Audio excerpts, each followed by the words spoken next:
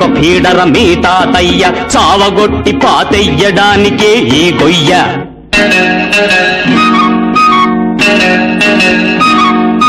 బాబు బాబు నీకెందుకురా ఆ గొయ్య? నీ అయ్యకు చేసే ఈ మర్యాద రేపు నీకు చెయ్యాలి గదయ్యా. తాతకు వారసుడు మనవడేగా, ఎప్పటికైనా తాత మనవడు ఒకటేగా ఒకటేగా.